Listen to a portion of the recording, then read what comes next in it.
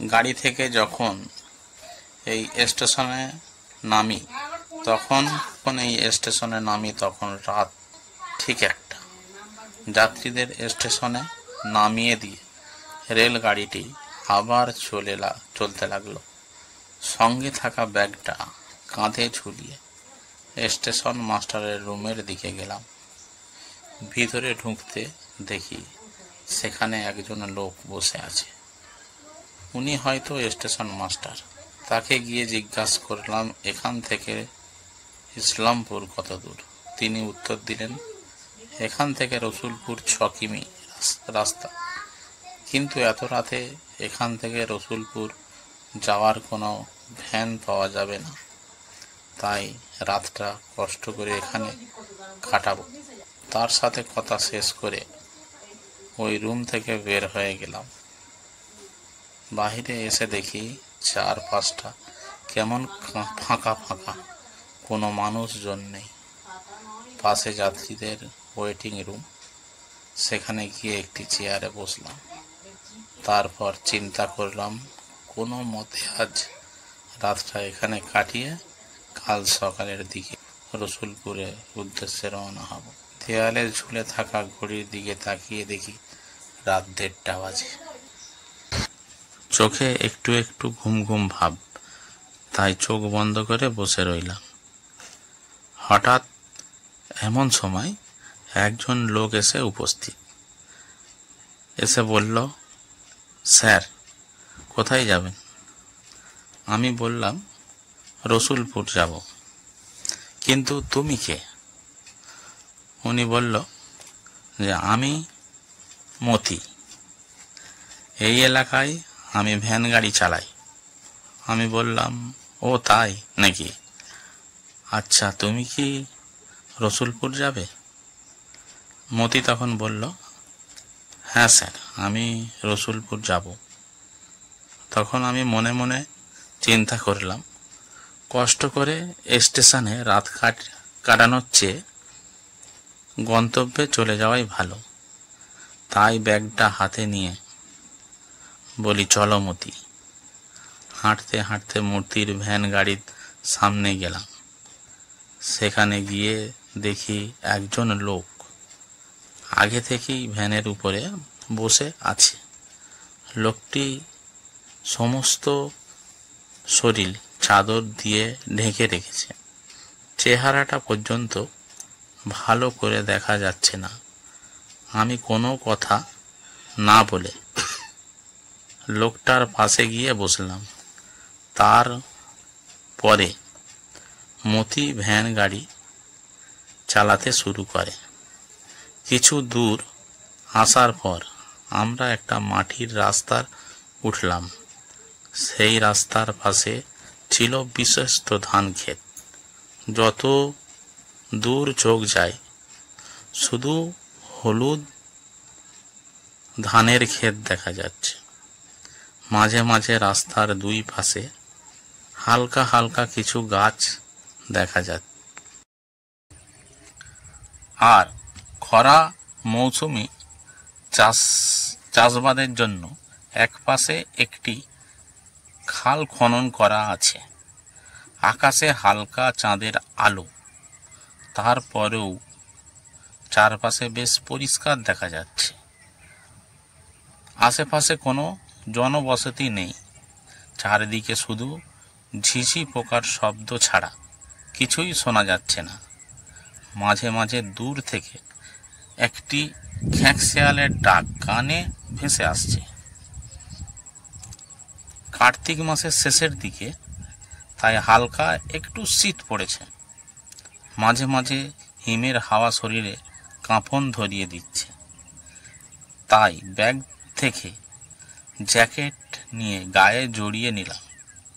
একটু পরে মতি জিজ্ঞাসা করে, স্যার রসুলপুর আপনার কে থাকে? রসুলপুর আমার এক বন্ধুর বাড়ি। কিছুদিন পর তার বড় ভাইয়ের বিয়ে, তাই যাচ্ছি। ও ও আচ্ছা। মাঝপথে আমার পরে মতি বলে, স্যার আপনারা বসেন, আমি একটু আসি। বুঝতে পারলাম সে প্রকৃতির ডাকে সাড়া দিতে যাচ্ছে। মতি পিছনের দিকে একটু দূরে গিয়ে রাস্তা থেকে নিচে নেমে গেল।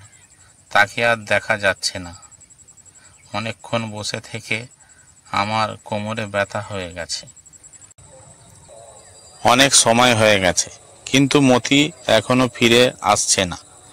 আমি তখন তার নাম ধরে ডাকলাম, কিন্তু উত্তর পেলাম না। আমার মাঝে কেমন একটা টেনশন কাজ করছে। কিন্তু আমার পাশে বসে লোকটা কোনো সাড়া শব্দ নেই, চুপচাপ বসে আছে। ব্যাগ থেকে টর্চ লাইটটা নিয়ে আস্তে আস্তে এই দিকে গেলাম, কিন্তু সেখানে গিয়ে কিছুই দেখতে পেলাম না। আস্তে আস্তে আরও একটু সামনে গেলাম। হঠাৎ লক্ষ্য করলাম খালের পাশে কার যেন লাশ পড়ে আছে। আগে গিয়ে দেখি এটি মতির লাশ। কে যেন তাকে গলা কেটে হত্যা করেছে, আর তার রক্ত গড়িয়ে খালের জলে মিশে সেটিও লাল হয়ে গেছে। এমন সময় লক্ষ্য করলাম ধান ক্ষেতের মাঝখান থেকে কিছু একটা শব্দ হচ্ছে। এক সময় শব্দর তীব্রতা বাড়তে থাকে। বুঝতে পারলাম ধান ক্ষেতের ভিতরে কিছু একটা এদিকে আসছে। ভয়ে তখন দৌড় দিয়ে ভ্যান গাড়ির সামনে চলে আসি, কিন্তু এখানে এসে দেখি চাদর গায়ে দেওয়া সেই লোকটা নেই। আমি চার পাশ ভালো করে দেখলাম, কিন্তু কোথায় লোকটাকে দেখতে পেলাম না। হঠাৎ লক্ষ্য করলাম দূর থেকে কতগুলো কুকুর শব্দ করতে করতে এদিকে ছুটে আসছে। কুকুরগুলোকে দেখে আমি দ্রুত ভ্যানের উপর উঠে গেলাম। কুকুরগুলো ভ্যান গাড়ির সামনে এসে কান্নার সুরে ডাকতে শুরু করে। মনে হচ্ছে কুকুরগুলো কিছু একটা দেখে ভয় পেয়েছে। তাই ওই দিকে এক দৃষ্টিতে তাকিয়ে রইলাম। এমন সময় খেয়াল করলাম ওই দিকে নিচ থেকে কেউ একজন রাস্তার উপরে উঠেছে। হাতে থাকা টর্চ লাইটটি সেদিকে মারলাম। দেখি রাস্তার উপর এক মধ্যবয়সী মানুষ দাঁড়িয়ে আছে। মুখে আর পোশাকে রক্ত মাখা দাগ, চোখ যেন জল করে জ্বলছে, আর এক দৃষ্টিতে এদিকে তাকিয়ে আছে। লোকটিকে দেখে কুকুরগুলো ভয়ে সামনের দিকে কি করব বুঝে উঠতে পারছিলাম না। চিন্তা করলাম ভাগ্যে যা থাকে থাকুক, ব্যাগটা নিয়ে সামনের দিকে দৌড় দেব। তাই ব্যাগটি হাতে নিয়ে দিলাম এক দৌড়। কিছু দূর আসার পরে খেয়াল করলাম সামনে দিয়ে একজন লোক হেঁটে যাচ্ছে। দ্রুত তার কাছে গেলাম। কাছে গিয়ে দেখি এটি ভ্যানের সেই চাদর গায়ে দেওয়া লোকটি। তাকে দেখে মনে কিছুটা সাহস পেলাম। লোকটিকে বললাম, ভাই, আপনি হেঁটে চলে আসলেন এই দিকে? কে যেন মতি ড্রাইভারকে খুন করেছে। লোকটি গম্ভীর গলায় উত্তর দিল, তাই নাকি? এই প্রথম আমি লোকটির গলায় আওয়াজ শুনতে পেলাম, কিন্তু আওয়াজটি আমার কাছে অতি পরিচিত মনে হচ্ছে। মনের মাঝে কেমন একটা খটকা লাগে। তাই লোকটির দিকে বলি, ভাই, আপনি চাদর দিয়ে এভাবে মুখ ঢেকে রেখেছেন কেন?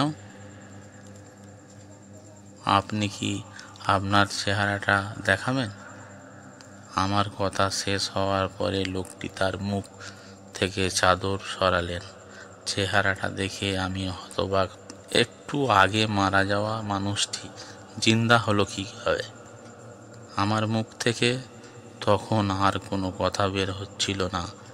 এক সময় মনে হচ্ছে শরীর দুর্বল হয়ে আসছে, আর আমি জ্ঞান হারাতে যাচ্ছি।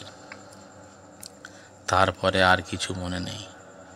হুঁশ আসার পর দেখি আমার বন্ধু সহ তার পরিবারের লোকজন আমার চারপাশে বসে আছে আর কে যেন আমার মাথায় পানি ঢালছে।